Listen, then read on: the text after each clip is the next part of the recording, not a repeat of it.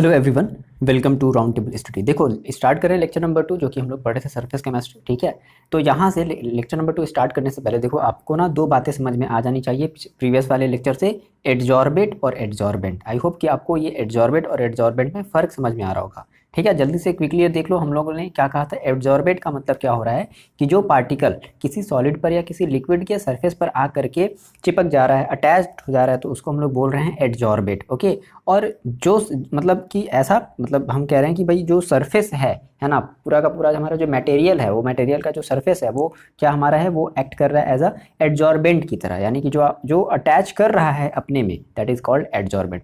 तो यहाँ पे हम बेसिकली बात करेंगे अपने टाइप्स ऑफ एडजॉर्प्शन की। हमारा मेन टॉपिक क्या है, हम एडजॉर्प्शन के ही बारे में तो पढ़ रहे हैं। एडजॉर्प्शन बेसिकली हमारी एक प्रोसेस है।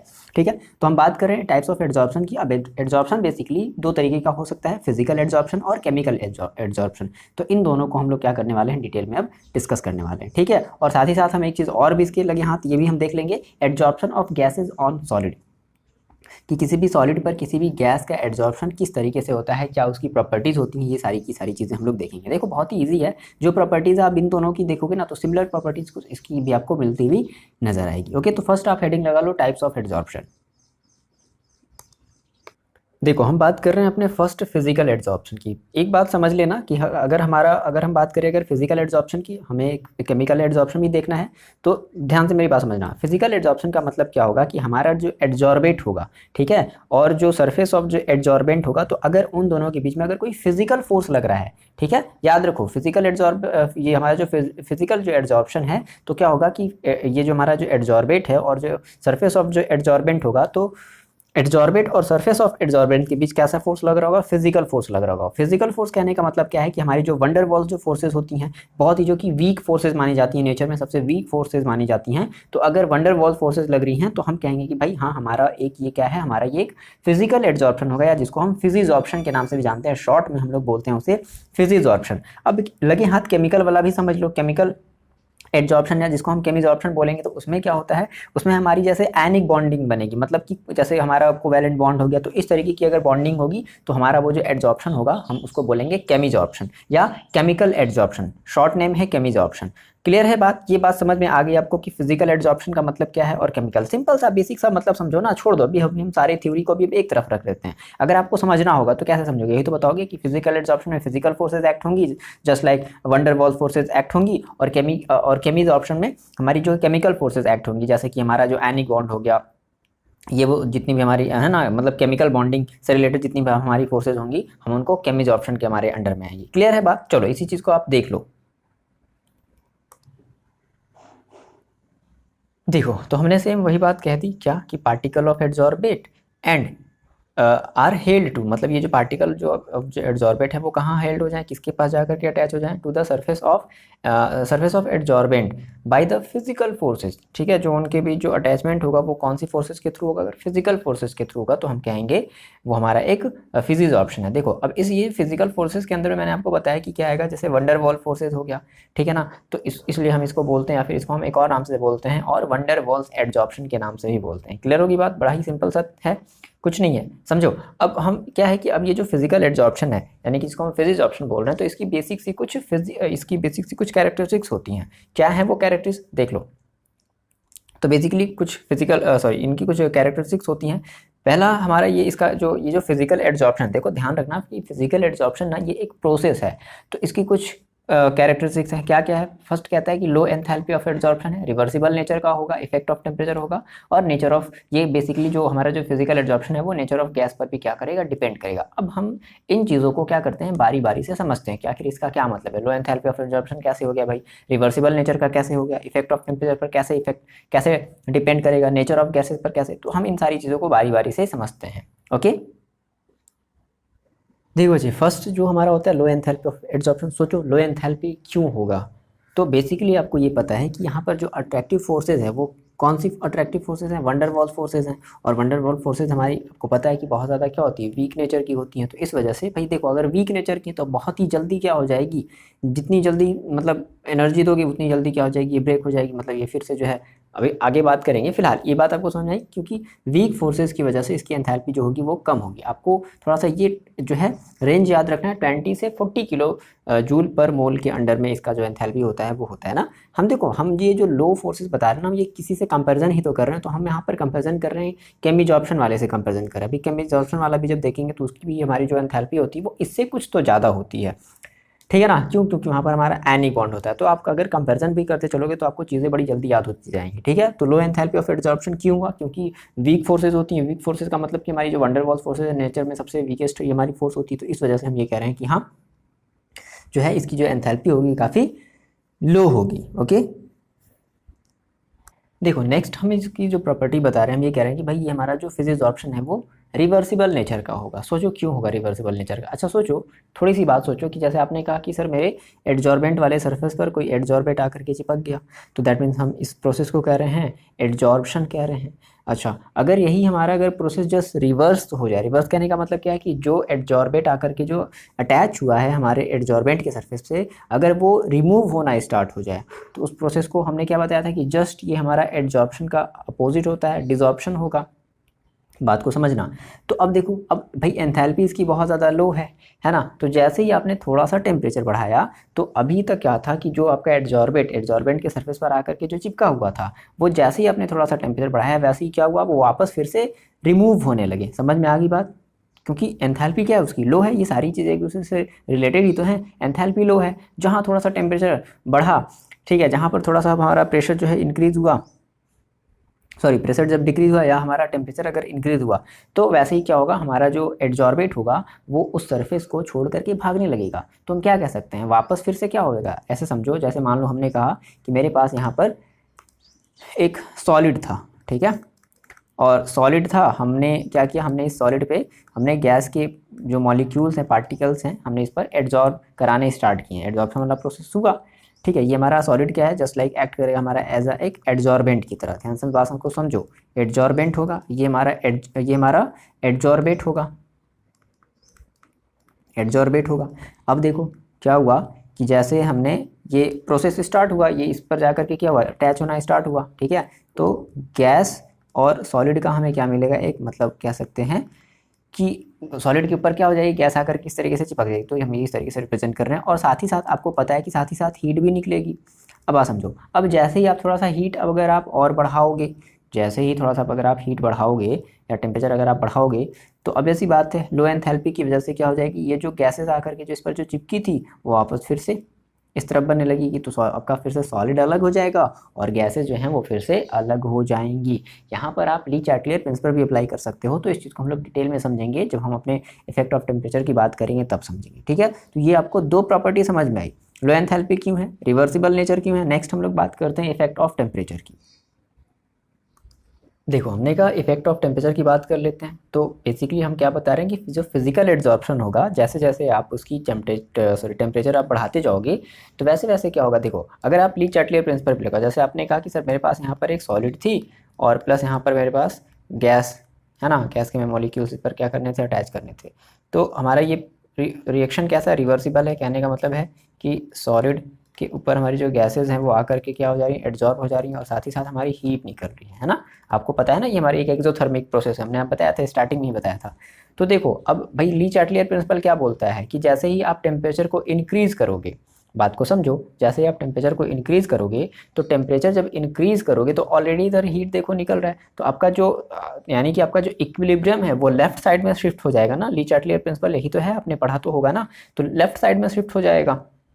तो इसका मतलब ये हुआ कि अब देखो हमारी जो टेम्परेचर है वो हमारी इस तरफ की प्रोडक्ट नहीं बनेगी, फर्दर हमारा जो इक्विलिब्रियम है वो इस तरफ शिफ्ट हो जाएगा। या फिर एक दूसरे रीजन से ऐसे समझ लो कि according to Le Chatelier principle, ठीक है, ये बात समझ में आ गई। ली चैटलियर प्रिंसिपल क्या हो जाएगा हमारा, इस मतलब इक्विलिब्रियम हमारा सॉलिड प्लस गैस की तरफ शिफ्ट हो जाएगा, मतलब कि सॉलिड अलग बनने लगेगा और गैसेस अलग बनने लगेंगी। अच्छा, अब ऐसे भी समझ लो कि मान लो हमने कहा कि अगर हम टेम्परेचर को अगर हम इंक्रीज करते हैं, तो देखो अगर टेम्परेचर अगर इंक्रीज होगी सर, तो जो काइनेटिक एनर्जी है गैसेस की वो क्या होगी, वो इनकी इंक्रीज होगी, यानी कि उसके मॉलिक्यूल्स की काइनेटिक एनर्जी भी क्या होगी, इंक्रीज होगी। और जब मॉलिक्यूल्स की जब काइनेटिक एनर्जी अगर इंक्रीज हो गई, तो वो फिर क्यों उस सरफेस पर बना रहना चाहेगा। हमेशा मैंने आपको बताया है कि अगर आपके पास बहुत ज़्यादा एनर्जी है तो दिक्कत है, उस बहुत ज़्यादा एनर्जी को लेकर के आप हमेशा घूमते रहोगे, आप ना एक जगह स्टेबल नहीं हो पाओगे। तो अगर आप उस बहुत ज़्यादा एनर्जी से, अगर बहुत ज़्यादा एनर्जी को लेकर के अगर आप अपने आप को अगर स्टेबल कर पा रहे हो तब तो बड़ी अच्छी बात है। लेकिन ये मोस्टली देखा गया है कि बच्चों के पास एनर्जी बहुत ज़्यादा होती है, तो अगर एनर्जी ज़्यादा है ना तो वो स्टेबल नहीं होते हैं, वो कभी इधर कभी उधर, कभी कुछ और कभी कुछ और कभी कुछ और। ठीक है, तो बहुत ज़्यादा एनर्जी आपको आपकी स्टेबिलिटी को मतलब बहुत ज़्यादा वीक कर देती है, लेस स्टेबल आप बन जाते हो। ठीक है, ये हमारी डेली लाइफ में भी यूज़ होता है। तो इसलिए हम कह रहे हैं कि जो मॉलिक्यूल्स हैं उसके ऊपर क्या हो गई, बहुत सारी एनर्जी आ गई। अब बहुत सारी एनर्जी आ गई तो वो क्यों सरफेस पर बना रहना चाहेगा, वो तो फ्री होना चाहेगा ना। सिंपल सी बात है, आप अपने डेली लाइफ से रिलेट करके देख लो ना, जिस दिन है ना, मतलब ऐसा होगा या फिर ऐसा हुआ भी होगा। बहुत ज़्यादा एनर्जी, मतलब एनर्जी कहने का मतलब क्या है ना, छोड़ो जाए तो ये सब बहुत ज़्यादा हो जाएगा। फिलहाल आ जाते हैं अपने वापस टॉपिक पर, सब आध्यात्म की बातें हो जाएंगी, जाने दो। अच्छा ठीक है, तो सॉलिड और गैस हमारा क्या होगा, अलग अलग बनने लगेगा जैसे ही हम टेम्परेचर इंक्रीज करते हैं। क्लियर हो गई। नाउ नेक्स्ट हम लोग बात करते हैं नेचर ऑफ गैस की। देखो बात करते हैं नेचर ऑफ गैस की। अब हमने ये कहा कि हमारा जो फिजिकल एड्जॉर्प्शन है वो गैस के नेचर पर भी डिपेंड करेगा। तो कैसे, हम ये कह रहे हैं कि जिस गैस की क्रिटिकल टेम्परेचर जितनी ज़्यादा होगी वो उतना ही ज़्यादा अधिक अमाउंट में क्या होगा, एड्जॉर्ब होगा। इसके पीछे का हम बात समझो, ये तो एक बात की बात है, इसके पीछे का एक बेसिक सा रीज़न समझो। तो क्या हुआ कि अगर किसी गैस की अगर क्रिटिकल टेम्परेचर अगर ज़्यादा है, मैंने आपको प्रीवियस वाले चैप्टर में मैंने आपको क्रिटिकल टेम्परेचर का ग्राफ मैंने आपको बताया था। ठीक है, इस तरीके से याद आया क्या कुछ, ठीक है ना। तो हम कह रहे हैं कि जिस गैस की क्रिटिकल टेम्परेचर जितनी ज़्यादा होगी वो उतना ही ज़्यादा एड्जॉर्ब होगा। ये भी ऐसे भी समझ सकते हो कि जिस गैस की क्रिटिकल टेम्परेचर ज़्यादा होती है वहाँ पर वंडर वॉल फोर्सेस का जो मतलब इफेक्ट होता है वो ज़्यादा होता है। तो आप ये बात भी ऐड कर सकते हो कि at higher critical temperature, at higher critical temperature the van der Waals forces are strong। ये भी आप इस चीज़ में क्या कर सकते हो, ऐड कर सकते हो, है ना। या फिर हम ये कह रहे हैं कि easily liquefiable gases, that is gases have higher critical temperature are more readily absorbed as comparison to those which are difficult liquefiable। देखो अब यहाँ पे liquefiable का मतलब समझो। मान लो जैसे मैंने कहा कि अगर मेरे पास अगर कोई लिक्विड है, तो अगर हम उस लिक्विड को अगर मैं गैसेस में अगर कन्वर्ट करना है तो क्या करना पड़ेगा, उसे गर्म करना पड़ेगा। अगर तो जो लिक्विड जितना ज़्यादा टेम्परेचर पर हमारा क्या हो जाएगा, गैसेस में मतलब गैसेस स्टेट में कन्वर्ट हो जाएगा, हम कहेंगे भाई उसकी उतनी ही ज़्यादा क्या है, उसकी क्रिटिकल टेम्परेचर उतनी ही ज़्यादा है। समझ रहे हो। तो अगर ऑब्वियस सी बात है, अगर टेम्परेचर अगर ज़्यादा है तो जो वंडर वॉल फोर्सेज जो अट्रैक्शन होगा वो भी क्या होगा, ज़्यादा होगा। तो इस केस में ज़्यादा क्या होगा हमारा ये जो एड्जॉर्प्शन वाला यानी कि जो फिजिकल एड्जॉर्प्शन का जो प्रोसेस है वो ज़्यादा होगा। ये बात समझ आ रही है। नेचर ऑफ गैसेस का मतलब याद रखना है, या तो आप ये लिख लो या फिर मैंने जो बताया कि because at higher critical temperature the van der Waals forces are strong, ये भी आप इसमें ऐड कर सकते हो। ठीक है, समझ में आई। देखो अब समझते हैं हम लोग केमिकल एड्जॉर्प्शन को, जिसको हम लोग बोलेंगे केमिजॉर्प्शन। शॉर्ट में क्या बोलेंगे, केमिजॉर्प्शन। सिंपल सी बात याद रखनी, मैंने आपको पहले ही बता दिया है कि केमिकल एड्जॉर्प्शन में क्या होगा कि यहाँ पर हमारी जो केमिकल मतलब केमिकल बॉन्डिंग जो बनेगी, जिसको हम लोग वैलेंस बॉन्ड फोर्सेस के नाम से जानते हैं ना, जो केमिकल बॉन्ड बन रही है, वैलेंस बॉन्ड फोर्सेस बन रही है। तो इसके रिगार्डिंग हमारी मतलब अगर इस टाइप की अगर एड्जॉर्बेट और एड्जॉर्बेंट के बीच में अगर इस टाइप की अगर फोर्स अगर एक्ट करेगी, वैलेंस बॉन्ड फोर्स की अगर कुछ अगर इस टाइप का अगर फोर्स अगर एक्ट करेगा तो उसको हम लोग बोलेंगे केमिकल एड्जॉर्प्शन। ठीक है, देखो सिंपल सा इसका हम लोग डेफिनेशन लिख लिया जाए।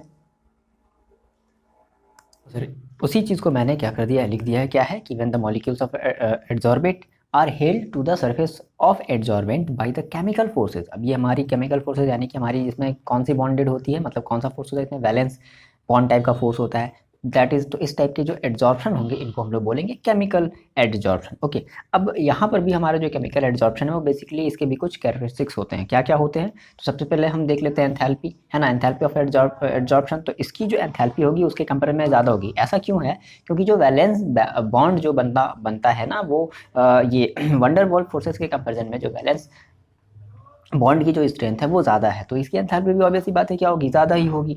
दूसरा हमारा है, दूसरी जो इसकी जो प्रॉपर्टी है वो है इरिवर्सिबल इन नेचर। क्यों है इरिवर्सिबल इन नेचर, सॉरी, क्यों है ये इरिवर्सिबल इन नेचर? इसका सिंपल सा रीज़न देखो ये हो सकता है कि भाई देखो इसकी एंथैल्पी ज़्यादा है तो क्या होगा कि अब ये जो अपोजिट डायरेक्शन में हमारी जो चीज़ें बन रही होंगी, है ना, वो नहीं बनेगी ना, क्योंकि भाई फोर्स ज़्यादा है। तो फोर्स ज़्यादा है तो ये इरिवर्सिबल नेचर कहाँ से शो करेगा, समझ में आ गई, क्योंकि ज़्यादा स्ट्रांगली अटैच्ड होगा अपने सरफेस से। नेक्स्ट हम बात करेंगे इफेक्ट ऑफ टेम्परेचर की। टेम्परेचर की देखो, अगर हम इफेक्ट की बात करें तो पहले हमारा क्या होता है ना कि जैसे जैसे हम टेम्परेचर बढ़ाते हैं वैसे वैसे हमारा जो केमिकल एड्जॉर्प्शन है वो भी बढ़ता है, लेकिन एक पर्टिकुलर टाइम पर, है ना, मतलब एक हम कह सकते हैं कि एक मैक्सिमम टेम्परेचर के बाद हमारी जो एड्जॉर्प्शन यानी कि ये जो केमिकल एड्जॉर्प्शन का जो फिनोमिना है वो फिर फर्दर डिक्रीज होने लगता है। नेक्स्ट हम बात करेंगे नेचर ऑफ गैसेस की, है ना। यहाँ पर जो नेचर ऑफ जो गैसेस है ये हमारी देखो, यहाँ वहाँ पर जैसे हमने क्या देखा था कि जो नेचर ऑफ जो वहाँ पर जो गैसेस होती थी तो हम ये बात करते वहाँ पर क्रिटिकल टेम्परेचर की बात करते थे, बट यहाँ पर क्रिटिकल टेम्परेचर पर डिपेंड नहीं करता, यहाँ पर डिपेंड करता है अमाउंट ऑफ गैसेज पर। जितनी ज़्यादा अमाउंट में गैसेज होगी केमिकल एड्जॉर्प्शन उतना ही ज़्यादा होगा। तो बारी बारी से इन चीज़ों को हम रिटर्नली समझ लेते हैं। अगर आपको इतनी बात समझ में भी आ गई है तो ये भी आपके लिए सफिशिएंट है, आप चाहो तो इसको बना करके लिख सकते हो, कोई बात नहीं। आपको बोर्ड के पर्पज से पढ़ना है तो ये सारे के सारे चीज़ आपको जो अपनी कॉपी में लिख करके इसको थोड़ा सा प्रैक्टिस करना पड़ेगा, बाकी आपकी चीज़ें जो है आपको खुद जो है चीज़ें समझ में आ जाएंगी। जैसे आप लिख लोगे, हाँ कहोगे हाँ सर ये तो ईजी है, बहुत ईजी है, समझ रहे हो ना। तो हम ये बोर्ड पर्पज से आपको बता रहे हैं, ये सब किसी वैसे नहीं है, समझ रहे हो ना मेरी बात, आप फील कर पा रहे हो। हाँ बिल्कुल, हम ऐसा नहीं नीट जेई के लिए थोड़ा ना है, हाँ लेकिन कॉन्सेप्ट तो बेसिक से ही लगेगा ना, चाहे आप नीट का एग्जाम चाहे जेई का एग्जाम दो, लेकिन हम आपको ये बोर्ड पर्पज से के थ्रू बता रहे हैं, इसलिए ये सारी चीज़ें आपको अपनी कॉपी में लिखनी पड़ेंगी। बात मेरे ध्यान से समझो, ठीक है। चलो देखो समझते हैं, सबसे पहले हम लोग बात करते हैं लाइन बाय लाइन हम लोग करते हैं। सबसे पहले बात समझते हैं एंथैल्पी ऑफ एड्जॉर्प्शन। देखो इसकी फर्स्ट जो हमारी जो फर्स्ट इसकी जो कैरेक्टरिस्टिक्स है वो क्या है कि एंथैल्पी ऑफ एड्जॉर्प्शन, मतलब ऑब्वियस सी बात है, हमने कहा कि भाई जो वैलेंस बॉन्ड है वो ज़्यादा स्ट्रॉन्ग है एज कंपेरिजन टू वंडर पॉल फोर्सेस के कंपेरिजन में, तो इसकी जो एंथैल्पी ऑफ एड्जॉर्प्शन होगी वो क्या होगी, वो ज़्यादा होगी। कितनी होगी ये आपको याद रखनी है, लगभग 80 टू 240 किलो जूल पर मोल के आसपास होती है। इरिवर्सिबल इन नेचर होता है, ऑब्वियस सी बात है। देखो आप उस तरीके से भी समझ सकते हो क्योंकि इसकी एनर्जी ज़्यादा है, तो भाई रिवर्सिबल होने के लिए इसको थोड़ा सा एक्सटर्नल बहुत ज़्यादा एनर्जी क्या करनी पड़ेगी, ऑब्टेन करनी पड़ेगी, तब जाकर के इरिवर्सिबल इन नेचर मतलब रिवर्सिबल इन नेचर कहलाएगा। एक तरीका और हम ये भी बोल सकते हैं कि it involve a chemical change. आपने केमिकल चेंज पढ़ा है, केमिकल चेंज में बेसिकली होता है क्या कि एक नया ही प्रोडक्ट बन जाता है, तो अगर वो नया प्रोडक्ट अगर बन रहा है तो फिर वो रिवर्सिबल कहाँ से होगा, आगे बात समझ में। तो एक रीज़न आप ये भी दे सकते हो कि it involve a chemical change, so it is a irreversible in most of cases, ठीक है। नेक्स्ट हम बात कर लेते हैं इफेक्ट ऑफ टेम्परेचर की। क्या है इफेक्ट ऑफ टेम्परेचर, देखो इसमें जहाँ थोड़ा सा उसका जस्ट अपोजिट होता है क्या है कि इसमें जैसे जैसे हम टेम्परेचर बढ़ाते हैं वैसे वैसे हमारा जो केमिकल एड्जॉर्प्शन है वो भी इंक्रीज होता है, लेकिन एक पर्टिकुलर एक एक लिमिट तक है, उसके बाद फिर इसका जो केमिकल एड्जॉर्प्शन है वो फर्दर फिर से क्या होने लगता है, डिक्रीज होने लगता है। क्लियर है बात। नेक्स्ट हम बात करते हैं नेचर ऑफ गैसेस की। वहाँ पर देखो क्या था, हमारा जो फिजिकल एड्जॉर्प्शन था, ठीक है, जिसको हम फिजिक्स ऑप्शन बोल रहे थे, तो उसमें हमारी जो गैसेस थी क्या थी कि बेसिकली क्रिटिकल टेम्परेचर पर डिपेंड करता था बस बट इसमें ऐसा कुछ नहीं है। इसमें क्या है कि जितनी ज़्यादा अमाउंट में हमारी गैसेज होगी और जितना ज़्यादा हमारा जो है एड्जॉर्बेंट का जितना ज़्यादा सरफेस एरिया होगा उतना ही ज़्यादा क्या होगा, हमारा केमिकल एड्जॉर्प्शन होगा, ठीक है। तो ये वही कह रहा है कि chemical adsorption does not depend on the critical temperature of gases, it only depends upon the capacity of gas and valence bond with surface of adsorbent. समझ में आई बात। तो ये बेसिक सी हमने बात कर ली, फिजिकल और केमिकल एड्जॉर्प्शन की हमने बात कर ली। उसके बाद एक जल्दी से हम लोग क्या करते हैं ना कि डिफरेंस देख लेते हैं, ठीक है, बहुत ज़्यादा इंपॉर्टेंट है डिफरेंस। मान लो अगर इन दोनों में से अगर ये कुछ भी नहीं पूछा तो मोस्ट प्रोबेबल है कि यहाँ से डिफरेंस दोनों में जो है पूछ सकता है, ठीक है। देख लो बहुत ईजी है, अगर आप खुद से बना सकते हो डिफरेंस तो बड़ी अच्छी बात है। उसका भी आपने दोनों चीज़ें पढ़ी ना, आप दोनों चीज़ें पढ़ करके क्या कर सकते हो, आप इन दोनों का डिफरेंस क्रिएट कर सकते हो ना। चलो देख लेते हैं, थोड़ा सा हिंट दे देते हैं आपको, ओके। देखो डिफरेंस बिटवीन फिजियोसॉर्प्शन एंड केमिसॉर्प्शन के बीच की हम बात कर लेते हैं कि इनके बीच में क्या डिफरेंस है। तो हमने यहाँ पर कुछ की पॉइंट्स लिख दिए हैं, आप इनके बेसिस पे आप इनको कंप्लीट कर सकते हो क्या। जैसे देखो मैंने कहा कि नेचर ऑफ फोर्स, तो फिजियोसॉर्प्शन में बता दोगे क्या होता है भाई, वीक वंडर वॉल फोर्सेस होती हैं, क्या बता दोगे, वीक वंडर वॉल फोर्सेज होती हैं, वीक वंडर वॉल फोर्सेज होती हैं। और केमिसॉर्प्शन में क्या होता है, स्ट्रॉन्ग केमिकल बॉन्ड होता है, क्या होता है भाई, स्ट्रॉन्ग केमिकल बॉन्ड, सही बात है। चलो अब बात करिएगा टेम्परेचर की। तो देखो फिजिक्स ऑप्शन में टेम्परेचर क्या होता था, बेसिकली हमारा ये जो फिजिक्स ऑप्शन है वो जितना ज़्यादा अगर हमारा टेम्परेचर लो रहेगा उतना ही बढ़िया क्या होगा, हमारा फिजिक्स ऑप्शन होगा, ठीक है। तो क्या लिख देते हैं यहाँ पर, हम लिख देते हैं अकर्स एट लो टेम्परेचर, ठीक। अब यहाँ पर बताओ क्या हो जाएगा, केमिकल ऑप्शन में देखो क्या होता था कि पहले हाई टेम्परेचर पर होता था फिर जब एक सर्टेन अमाउंट ऑफ जब एनर्जी जब ये रिक्वायर्ड जब कर लेता था, सर्टेन अमाउंट जब टेम्परेचर जब ये ऑब्टेन कर लेता था, तो फिर वहाँ से उसका जो एब्जॉर्प्शन का जो प्रोसेस है वो फिर डिक्रीज होने लगता था। ठीक है, तो हम बस इसका फर्स्ट वाला टर्म बताते रहे, हम ये कह दे रहे हैं क्या कि